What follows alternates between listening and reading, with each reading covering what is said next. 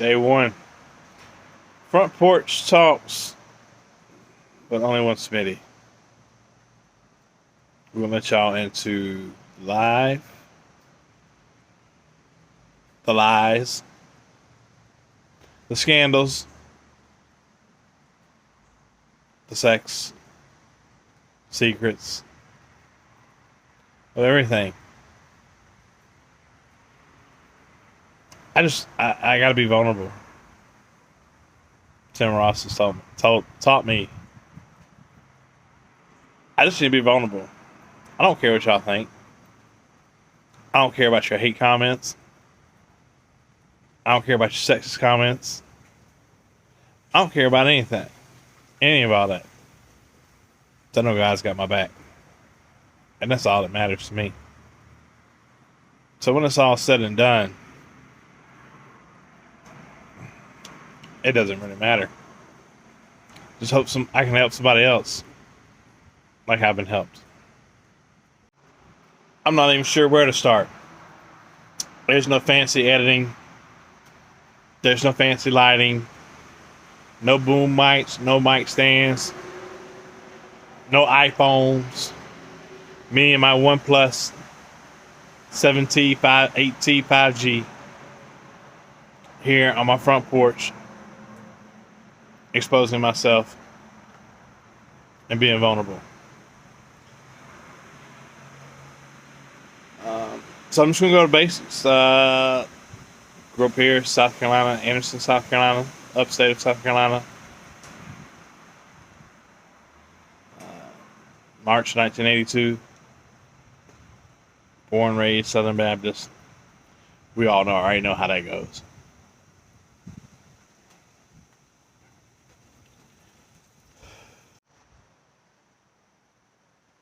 Careful what you wish for. I remember when I was in 6th grade, we had to write a paper where we see ourselves in like 25 years. Alright? I didn't do it. I had all these ideas in my mind, but I definitely hear half of it's true. So we gotta be careful what you wish for. I did end up writing it. I was like, okay, well, I'm gonna have 3 kids, but I'm not gonna be married, and I have this big tech job. So I am divorced. I have 3 kids. I'm raising 3 kids. I have custody of my 3 boys.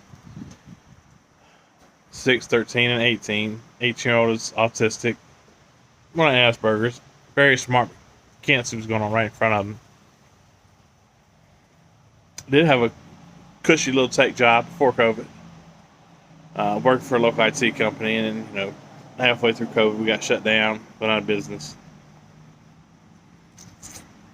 Because of my background, it's hard for me to get a good job. Tech companies around here won't hire me because I can't get state security clearance or federal security clearance.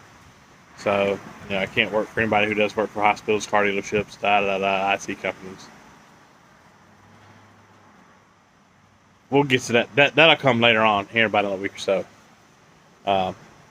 But yeah, careful what you wish for. So if you're smart, you know how to Google. I'm not trying to hide nothing. I ain't got nothing to hide. I've been hiding and lying and running my past 25 years. I'm done. We're done. I guess the biggest turning point for me in what really got my attention is when you have to go to the health department twice, 2 times within 12 months to get penicillin shots. If you've ever get a penicillin shot from the health department or a doctor, that ain't fun. It hurts. Your ass hurts for like a whole week. Not the first time I would have learned. Evidently not. Second time they sit down and tell me, yo, this can kill you real quick. If somebody don't kill me first. Which, thank God that hadn't happened. We're going to get to scandals and all that later.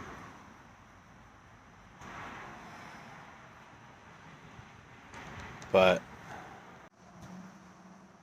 we're going to keep this kind of short format. I'm going to do about 5-10 minutes. Yeah, they're all kind of spliced together.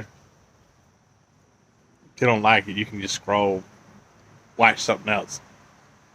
I don't care. I don't care if anybody sees this. I'm doing it for me. Hopefully it might help somebody else. Maybe you see it. See that you don't think you're not worth a damn. Think you're a piece of trash. Society's labeled you that. People don't care about you. God cares about you. I care about you.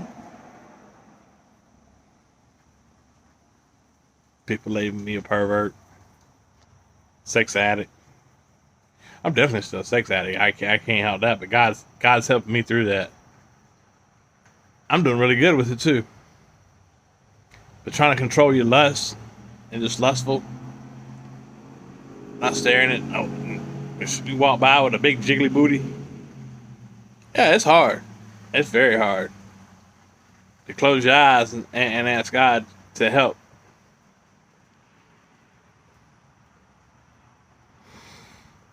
Cause I love big old jiggly booty, and especially if she got some nice breasts to go with it. A cute little tummy, a little pooch, poopa, what do you gonna call it? Oh, and you little slim stick figures. It's not my thing. So I'm gonna keep this short. Wrap it up for day one of being vulnerable. I've got a lot to share. Come back tomorrow. We'll share a lot more. If you're seeing this, let me know what you want to hear. Where you want me to start? I'm going to start when I was younger. We'll get into that tomorrow. I said, born and raised Southern Baptist. Grew up in the church, and, but if there was something wrong with you, it was sin in your life. You need to pray about it. I love Mom and Dad. I'm not trying to diss them or down them at all, but they didn't really teach me a lot about myself, about sin. Just go to church, just read your Bible, the church teach you. Just don't sin. You can't tell somebody not to sin and don't tell them what sin is. Explain to them why, how. I never was taught these things. I didn't care about myself for 40 years. I didn't care about myself.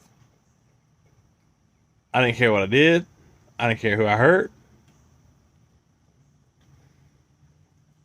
Ultimately, I hurt myself, my kids, my family,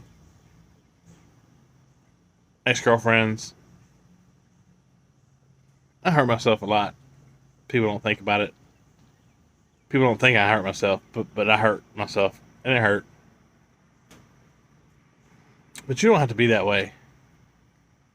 I gotta give a big shout out to Tim Ross and Hector Guerrero, I guess. Sam. Keep your head up, Sam. Before I rededicated my life a couple months ago, I used to drive up and down the interstate, just want to slam my car into the guardrail or into the concrete barrier. I didn't care. I hated my life. Daily, I used to think about taking my life.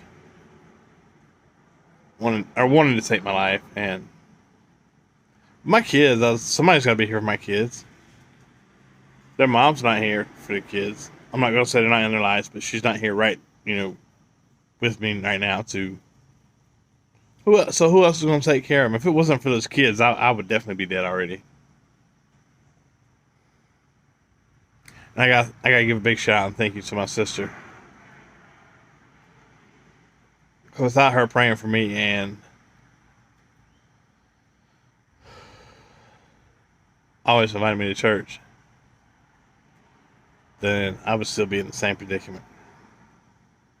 Smoking dope, getting high, getting drunk,